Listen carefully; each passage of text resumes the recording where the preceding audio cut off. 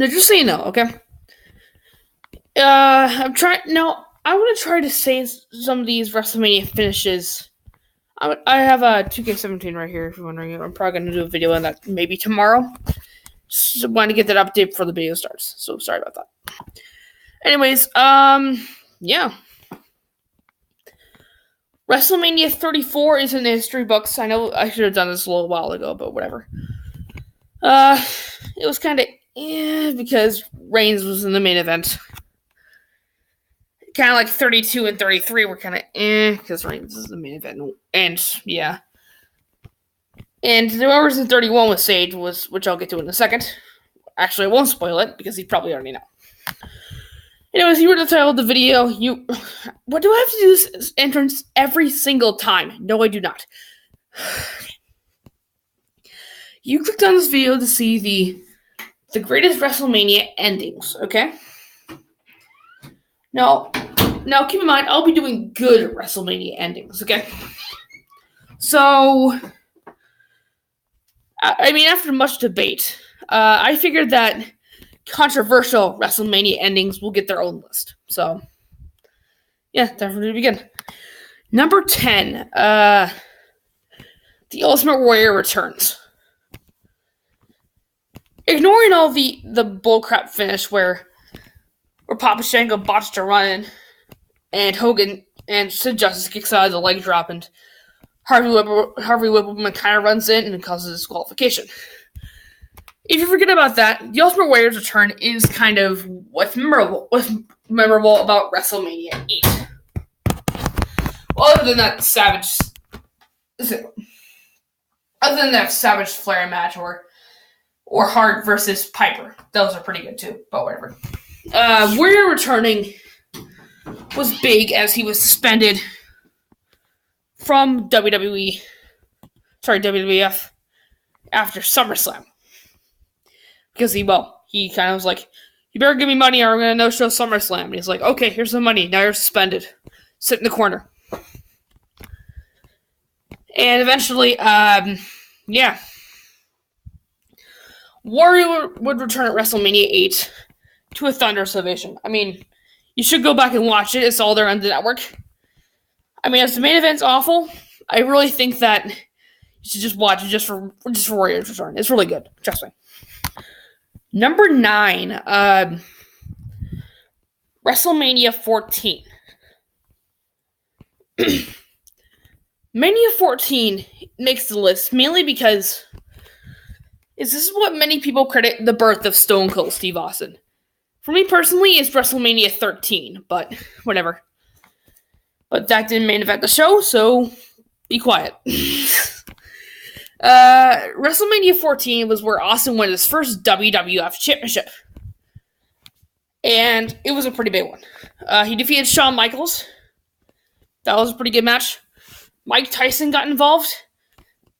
I mean, as bad as celebrity cameos can be sometimes, Tyson's cameo, Tyson WrestleMania 14, was one of the coolest parts of the Attitude Era, and him clocking Michaels in the face after the match has stood at the top of WrestleMania history. So you are.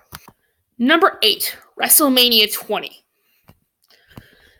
I can't put it any lower because of the Benoit tragedy, but well, I have to put it on here somewhere. So because of the Benoit tragedy, I just have to put it at 8. Okay. But yeah, in 2004, it was great to see the underdog Chris Benoit. He's not really an underdog anymore because he killed his wife, son, and himself.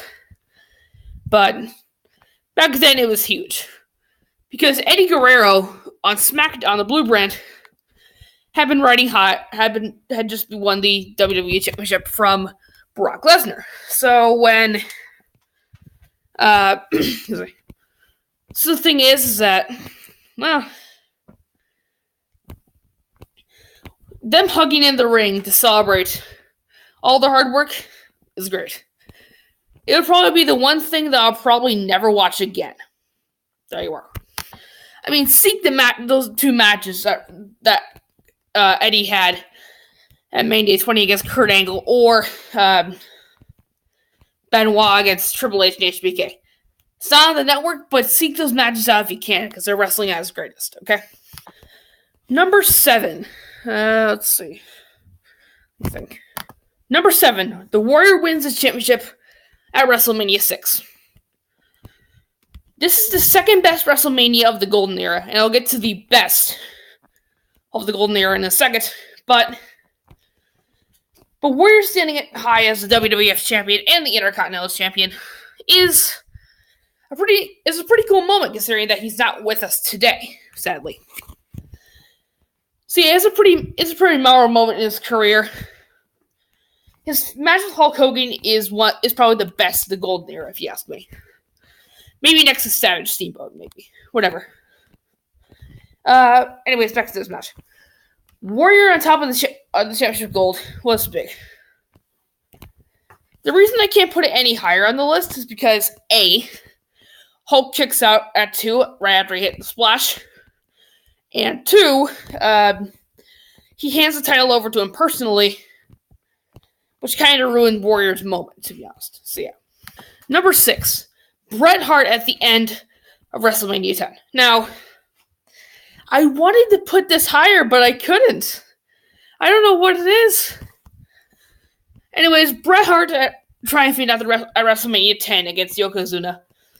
I mean, with the locker room carrying him, it's like seeing Owen on the ramp just looking jealously, while Bret stands top with the WWF champion while being held up by the Steiner brothers. Wait, that was SummerSlam for Lex Luger.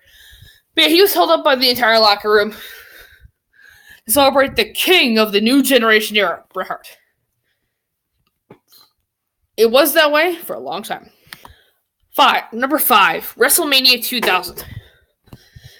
The only reason I put it on the list is because it was the first time a heel had retained the championship at the end of a WrestleMania. So yeah, that's legitimately the only reason I put it there.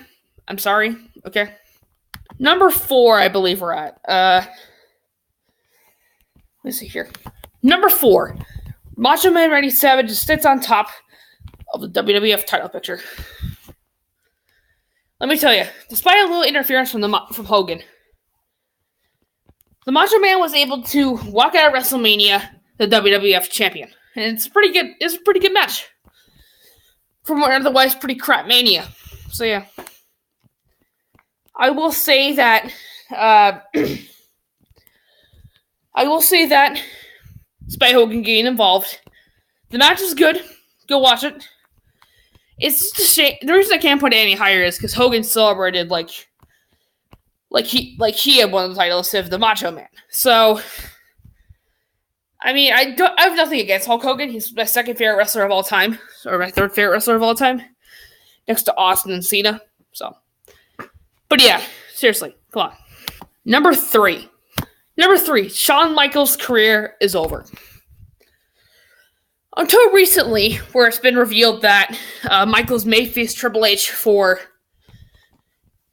possibly Triple H's retirement match, I personally don't agree with it because Michaels should stay retired. I mean, he has a family to feed and stuff. So, another reason is this moment at WrestleMania 26 with The Undertaker. Okay, so WrestleMania 26. Michaels Undertaker. Oh yeah, the epic rematch. Why did that sound like the Macho Man there? I don't know. The epic rematch between Taker and Michaels was epic.